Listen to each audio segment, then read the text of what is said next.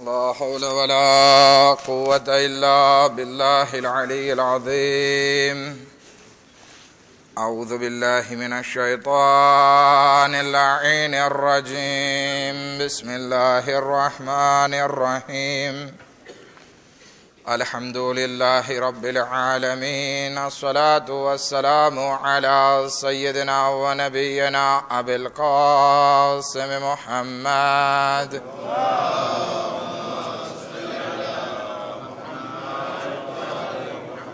وأهل بيته الطيبين الطاهرين المعصومين المظلومين ولعنة الله على أعدائهم أجمعين. أما بعد فقد قال رسول الله صلى الله عليه وآله وسلم: بسم الله الرحمن الرحيم. مثل أهل بيتي كمثل سفينة نوح من ركبها نجا ومن تخلف عنها غرق.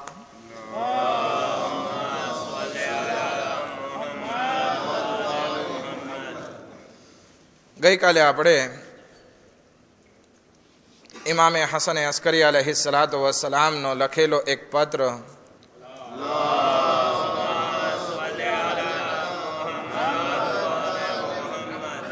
એમની શરૂઆત કરી હતી, પરંતુ સમયના અભાવને લીધે આપણે એ પત્રને પૂરો ન કરી શક્યા. માટે કોશિશ કરીશ કે આ મુખ્તસર મજલિસમાં એ પત્રને લાઅકલ આપણે પૂરો કરીએ. ગઈકાલે જે આપણે વાત કરી કે જેમાં ઇમામ ઇબ્ન બાબવઈને લખે છે: અય મારા ભરોસા પાત્ર, અય મારા શેખ, અય મારા ફકીહ, ખુદા તમારી હાજતોને પૂરી કરે અને તમને ઔલાદે સાલેહ ઇનાયત કરે. ત્યારબાદ ઇમામ ઇબ્ન બાબવઈને અમુક નસીહતો લખે છે. હવે જે ઇબ્ન બાબવઈને દીકરો નસીબ થાય છે ઇમામની આ દુઆથી, એ પણ જબરદસ્ત આલિમ કે જેનું નામ શેખ સુદુક છે. ખેર, આપણે વસિયત ઉપર વાત કરતા હતા. ગઈકાલની વસિયતનું જરાક રિવિઝન કરી નાખું કે ઇમામ લખે છે: આય બાબુએ, એ ઇબ્ન બાબુએ, તકવા ઇખ્તિયાર કરો, નમાઝ, ઝકાત, કારણ કે ઝકાત વગર નમાઝ કબૂલ નથી. બીજાની ભૂલોને માફ કરો, ગુસ્સાને પી જાઓ, સિલે રહેમ કરો, મોમિન ભાઈ સાથે હમદર્દી રાખો અને તેઓની હાજત પૂરી કરો, ભલે પછી સારા પ્રસંગમાં હોય કે પછી મોડા પ્રસંગમાં હોય. ત્યાર પછી ઇમામ ફરમાવે છે: જિંદગીમાં નરમાશ રાખો, હિલ્મ, અને દીન બાબતે વિચાર કરો, તફક્કહુ ફિદ્દીન. અહીંયા સુધી આપણે વાત કરી હતી. પછી ઇમામ આગળ ફરમાવે છે: અય ઇબ્ન બાબુએ, તારા અમ્રમાં સાબિત કદમી હોવી જોઈએ. તસ્બીત ફિલ અમ્ર, તારા કાર્યોમાં સાબિત કદમી હોવી જોઈએ. હવે આપણે જે માણસની જિંદગીમાં નજર કરીએ કે ઘડીક થોડી વારમાં યા તો ધંધા બદલે, યા પોતાની વાત બદલે, યા પછી પાર્ટી બદલે, એ માણસની જિંદગીમાં કોઈ દિવસ ઇજ્જત નથી હોતી, ફાયદો નથી હોતો. હું જ્યારે સ્કૂલમાં ભણતો હતો ત્યારે હિન્દીનું પહેલું વર્ષ હતું, ચોથું ધોરણ. અમારે પહેલું, બીજું, ત્રીજું, ચોથું હોય. અહીંયા ફ્રેન્ચીમાં દુઝિયમ ને ઓન્ઝિયમ ને વિતિયમમાં હતો તમારા પ્રમાણે. તો હિન્દીના એક લેસનમાં એક બહુ સારો એવો ફ્રાઝ હતો કે જે હજી સુધી મગજમાં રહી ગયો છે: સૌથી મોટો મોન્તાઈ કયો દુનિયામાં, એ તો ખબર હશે, હિમાલય. તો એમાં લખેલું હતું હિમાલયને આટલી ઊંચાઈ કેમ હાસિલ થઈ? હિમાલયને ઊંચાઈ એટલા માટે હાસિલ થઈ કે એ પોતે પોતાની જગ્યા ઉપર સાબિત કદમ છે. જે વાદળ આવે એ પણ ત્યાં રોકાઈ જાય, કોઈ પસાર ના થઈ શકે. હવે આપણે ઘડીક આમ બોલે, ઘડીક આમ બોલે, ઘડીક તેમ બોલે, તો એક સાબિત કદમી નથી. ઝિયારત આશુરામાં પણ આપણે 2 વખત દુઆ કરીએ છીએ. એક વખત ઝિયારત આશુરામાં, એક વખત સજદામાં. શું છે? સબ્બિત લી કદમ સિદ્કિન, કે મારી સચ્ચાઈમાં સાબિત કદમ રાખ, મને મારા કદમને સાબિત કદમ બનાવો, સ્થિર બનાવો, અડગ બનાવો. તો ઇમામ પણ ઇબ્ન બાબોઈને આ વસ્તુ બયાન કરે છે. ખાસ કરીને નવજુવાનો એક જગ્યા ઉપર સ્થિર રહ્યો. ઘણી વખત જે છે આપણે એક સરસ મજાની કાતકાત લીધી, થોડાક વખત થાય તો દિલ ભરાઈ જાય એટલે કાતકાત બદલાવી નાખીએ, પરંતુ આ વસ્તુ બાયડી બાબતે ના થઈ શકે. સાબિત કદમ રહેવાનું છે જિંદગીમાં, પણ જિંદગીના દરેક કાર્યોમાં સાબિત કદમ. કઈ શેમીજ નથી કઈ બાયડી કે આજે જે છે નથી ગમતી કાલ બદલાવી નાખીએ. આવું અગર જો મગજમાં વિચાર કરશું, સમાજમાં તલાકના કેસ વધી જશે. નહીં, સાબિત કદમ રહીએ એક જગ્યા ઉપર. ખેર, વાતને આગળ વધારીએ. પછી ઇમામ ફરમાવે છે વાયદાની વફાદારી કુરાન માટે. ખુદાવંદી આલમ કુરાન મજીદમાં ઇરશાદ ફરમાવે છે આઉફુ બિલ આહદ ઇન્નલ આહદ કાના મસઉલા, કે વાયદાની વફાદારી કરો. તમે જે વાયદા કર્યા છે વફાદાર રહ્યો. ઘણી વખત આપણે જે છે વાયદા કરતા હોઈએ છીએ, દોસ્તોને વાયદા કરતા હોય, ખુદા સાથે વાયદા કર્યા છે. ખુદાવંદી આલમે આપણા પાસે મિસાક લીધેલી છે આલમે અરવાહમાં. અલસ્તુ બિરબ્બિકુમ, શું હું તમારો પરવરદિગાર નથી? ત્યારે આપણે બધાએ કીધેલું. શું કીધેલું આલમે અરવાહમાં? ભલા શહીદના, ખરેખર પરવરદિગાર. અમે ગવાહી આપીએ છીએ, સાક્ષી આપીએ છીએ કે તું અમારો પરવરદિગાર છે. હવે આ વાયદાથી ફરી નથી જવાનું. ગદીરે ખૂમમાં આપણે નહીં હતા, આપણી અરવાહ મોજૂદ હતી, એટલા માટે આપણે શિયા છીએ.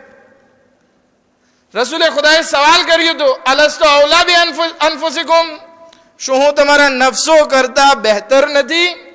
ત્યારે પણ આપણે કીધું ભલા યા રસૂલલ્લાહ. તો હવે વિલાયતે અલીને આપણે જિંદગીમાં ઉતારવાની છે. જે વાયદાઓ આપણે આલમે અરવાહમાં અલ્લાહ સાથે કર્યા, જે રસૂલ સાથે વાયદા કર્યા છે, એ બધાને નિભાવવા પડશે.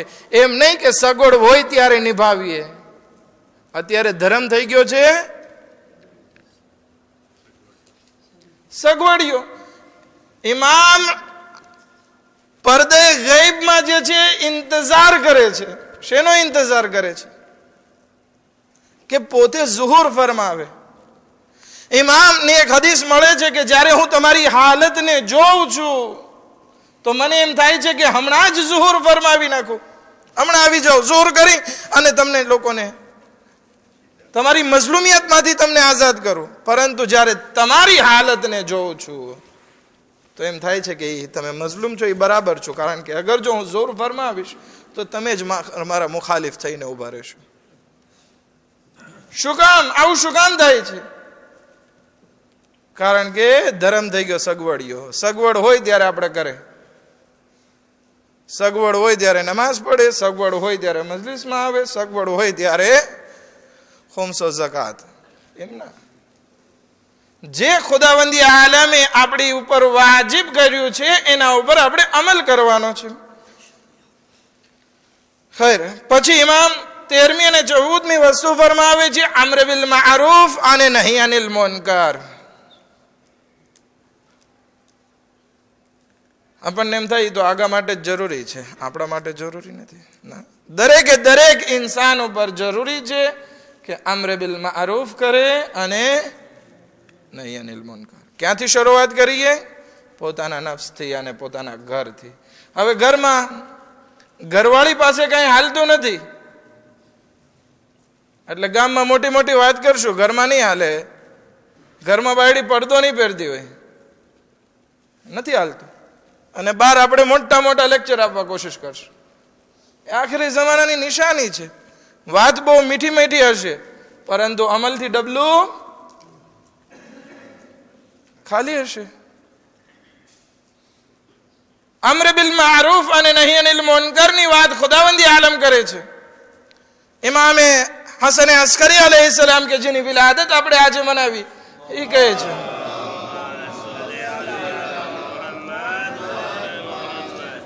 ઇમામ પત્રમાં એક આયત લખે છે આમ્ર બિલ મારૂફ અને નહી અનિલ મુનકર બાબતે, કે ખોટા ખુશફુસિયા ના કરો. ઘણાને વાત બેઠા હોય એક મજમામાં એટલે વાત કરવાની આદત હોય, જેને કુરાને કરીમ નજવા કહે છે, સેક્રે વાત, એકાંતની વાતને.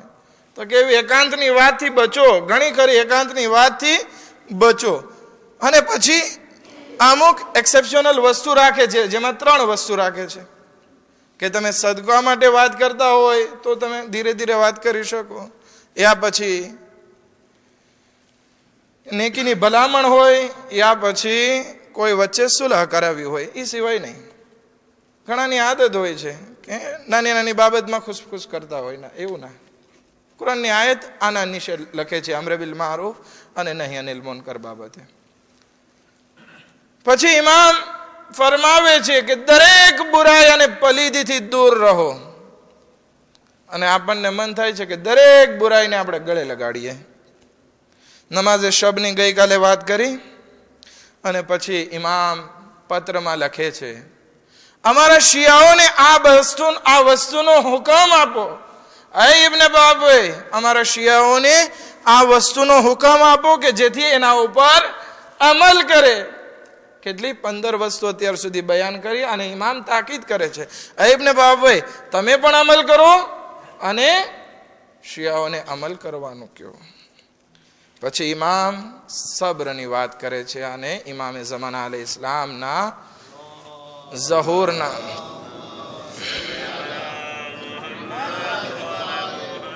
ઇંતઝારની વાત કરે છે. ખરેખર આપણા જમાનાના ઇમામ પણ ઇંતઝાર કરે છે.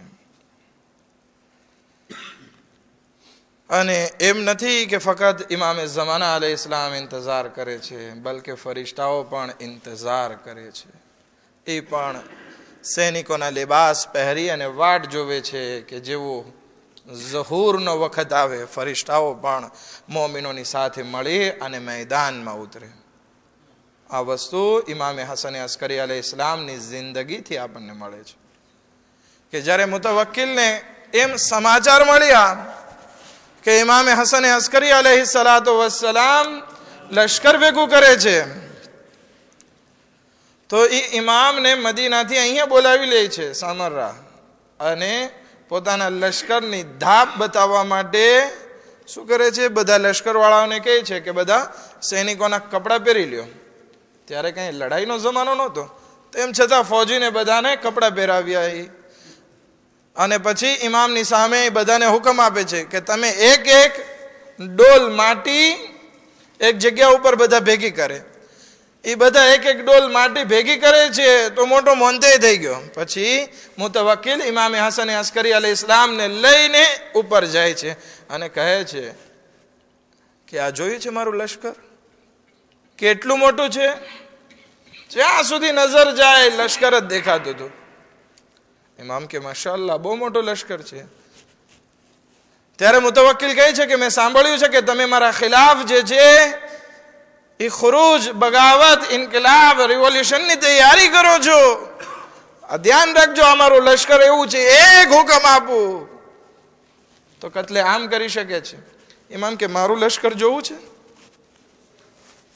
મારું લશ્કર જોવું છે? તો કે હા બતાવો ક્યાં છે લશ્કર. ઇમામ એની ઇશારો કરે છે અને કહે છે કે જો આસમાન તરફ. હવે આસમાન તરફ જોવે છે, મશરિક થી મગરિબ સુધી ફરિશ્તાઓની હરોળ છે જંગી લિબાસમાં.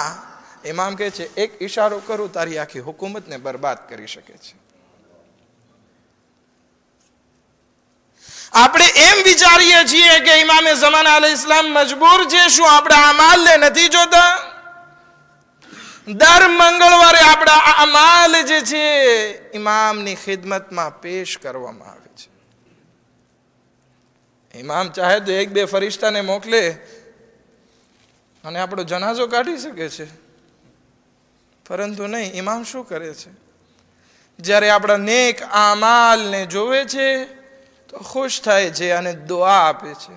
ખુશ નસીબ છે એ ઇન્સાન કે જે ઇમામે ઝમાના અલૈહિ ઇસ્લામની દુઆ લઈ રહ્યો હોય. પરંતુ જ્યારે એ ઇન્સાનના અમાલ ખરાબ હોય છે, ઇમામ રોવે છે, ઇમામ આંસુ આવે છે. નાઉઝુ બિલ્લાહ નસ્તજીરો બિલ્લાહ કે આપણે આપણા જમાનાના ઇમામને રોલાવીએ.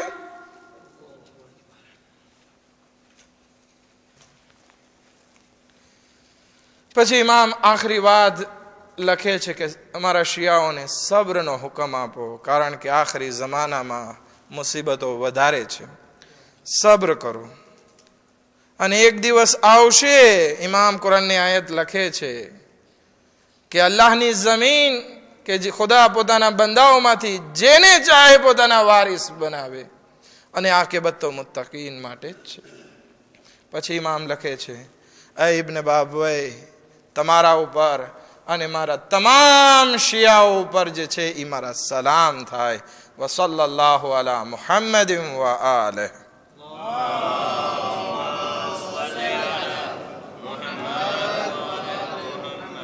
આ હતી ઇમામની વસિયતો કે જે આ જમાનામાં બહુ ઇમ્પોર્ટન્ટ છે આપણા માટે.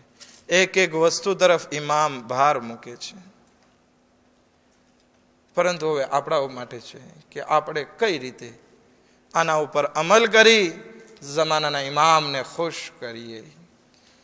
દરઅસલ આપણે ઇમામે જમાના અલૈહિ ઇસ્લામની મદદ કરવી જોઈએ, એવા અમાલ બનાવી નાખીએ કે ઇમામનો ઝુહૂર જલ્દી થાય. કારણ કે ઇમામને બહુ ઝાઝા ઇંતકામ લેવાના છે. સૌથી પહેલો ઇંતકામ તો જનાબે ફાતિમા ઝહરા સલામુલ્લાહ અલૈહાનો હશે. હા, જનાબે સૈયદા સલામુલ્લાહ અલૈહા કે જેમના ઘર ઉપર આગ લગાડવા માટે જાલિમો ભેગા થાય છે. જનાબે સૈયદા પૂછે છે કે શું તમે ઈ ઘરને આગ લગાડશો કે જે ઘર ઉપર રસૂલે ખુદા આવતા હતા, જિબ્રાઈલ વહી લઈને નાઝિલ થતા હતા? તો કે હા, અમે ઈ ઘરને આગ લગાડશું. શું તમે ઈ ઘરને આગ લગાડશો કે જેમાં જન્નતના જવાનોના સરદાર હસન અને હુસૈન રહે છે? તો કે હા. બસ આ ધમકી નહીં હતી. ઘરને આગ લગાડવામાં આવી, દરવાજાને સળગાવવામાં આવ્યો. જ્યારે દરવાજો અડધો સળગી જાય છે, એક લઈને એ દરવાજાને ધક્કો મારે છે. જનાબે સૈયદા ઉપર એ દરવાજો પડે છે, દુશ્મનો અંદર દાખલ થાય છે. ઇમામ અલીના ગળામાં રસ્સીનો ફંદો નાખી મસ્જિદ નબવી તરફ લઈ જાય છે. અહીંયા જનાબે ઝહરા બેહોશ થઈ જાય છે, હોશમાં આવે છે, આવાજ દે છે, એ ફિઝા, મારી મદદ ફરમાઓ, મારા મોહસિનની ખૈર. અલા લઅનતુલ્લાહ અલા القوم الظالمين سيعلم الذين ظلموا أي منقلب ينقلبون. خدایا واسطه نے محمد نے آل محمد نو ہماری مجلس اذان قبول فرما. خدایا بحق محمد و آل محمد ہمارا گناہ نے کبیرہ صغیرہ نے معاف فرما. خدایا بحق محمد و آل محمد ہماری مشکلاتوں نے آسان فرما. خدایا مرحوم الیاس ابن محمد بازوائی نے مغفرت فرما. ابن جنت میں علی درجہ عنایت فرما. خدایا بحق محمد و آل محمد امام زمان علیہ السلام نہ ظہور میں جلد جلد عجیل فرما. انہیں امونین انصاروں میں شمار فرما. ربنا تقبل منا انك انت السميع العليم.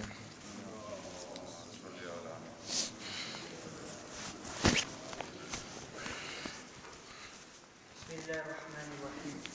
إنا لله وإنا إليه راجعون. ગઈકાલે મૃંગા વખતે મરહુમ ઇલિયાસ મોહમ્મદ અબ્બાસ ખુદાની રહેમતે પહોંચેલ છે. આ આશ્વાસન બદલ તનાનારી જમાતના સર્વે સંચાલક તરફથી ફેમિલીઓને આશ્વાસન પાઠવે છે. એ દુઆઓની સાથ કે અલ્લાહ પાક મરહુમના ગુનાઓને બક્ષી આપે, તે ફેમિલીઓને સબરે જમીન અતા કરે. આવતીકાલ શુક્રવારનો પ્રોગ્રામ આ મુજબ રહેશે. સવારના 5:10 નમાઝે સુબ તેમ દુઆની દુઆ પઢવામાં આવશે. નમાઝે જુમાનો ટાઈમ 12:06 રહેશે. આખિરમાં સર્વે નમાઝીઓને ફેમિલી અંસાર હુસૈન, ફિદા હુસૈન તથા ફેમિલી યાવર હુસૈન મેરલી જેવા ફેમિલી હુસૈન અલી કાસિમ બાંજીના વારિસો તરફથી મરહુમ અંસાર હુસૈન, ફિદા હુસૈન તેમ મરહુમા દિલારા ખાતુન હુસૈન અલી કાસિમ બાંજીની વર્ષીનો ન્યાસ પીરસવામાં આવશે. ત્યારબાદ બપોરના 3 વાગે અહીં મહેફિલ ઇમામ હુસૈન અલૈહિસ્સલામ ખાતે મા બહેનો માટે આપણા 11 મહેમાન ઇમામ હસન અસ્કરી અલૈહિસ્સલામ